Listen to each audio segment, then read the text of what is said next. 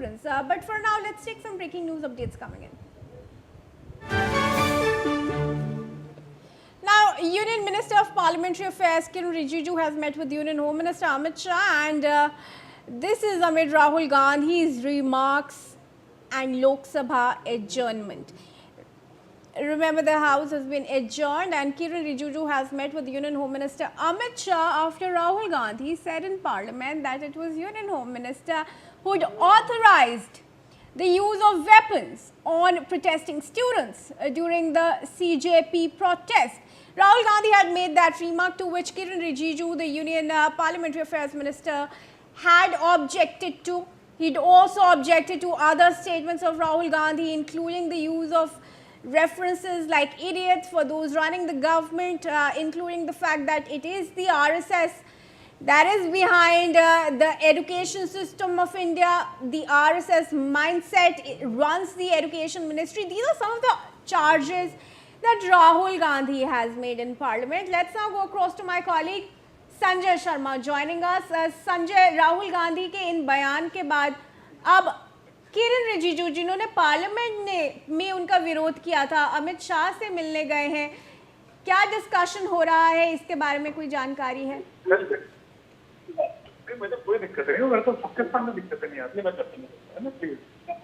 संजय शर्मा, क्या आप सुन पा रहे हैं? जी जी, can you repeat your question please? Yes, please tell me about what do we know about this meeting between Kiren Rijiju and Home Minister Amit Shah?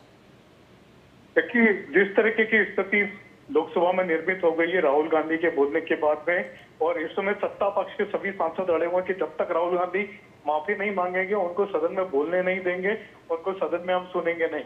और बाहर निकल के राहुल गांधी ने कहना शुरू कर दिया है कि उनको संसद में बोलने नहीं दिया जा रहा। जिस तरह के आरोप को लगातार पहले भी लगाते रहे कि संसद में उनको बोलने नहीं दिया जा रहा, लेकिन स्थिति ये कि जब उनको बोलने का मौका मिला तो कभी इडियट शब्द का प्रयोग कर रहे हैं, कभी केंद्रीय गृह मंत्री अमित शाह पर सीधे सीधे आरोप लगा रहे हैं। तो इस तरह के आरोपों पर सत्ता पक्ष का नाराज होना स्वाभाविक था, और उन्होंने खड़े होकर के साफ कह दिया कि जब तक राहुल गांधी माफी नहीं मांगेंगे तब तक उनको सदन में बोलने नहीं दिया जाएगा। तो अब टकराव की स्थिति बन चुकी सत्ता पक्ष के पक्ष में, और जहां तक सरकार की बात है, सरकार इस बिल को आज पारित करना चाहती है लोकसभा में, और आज ही राज्यसभा में भेजना चाहती है।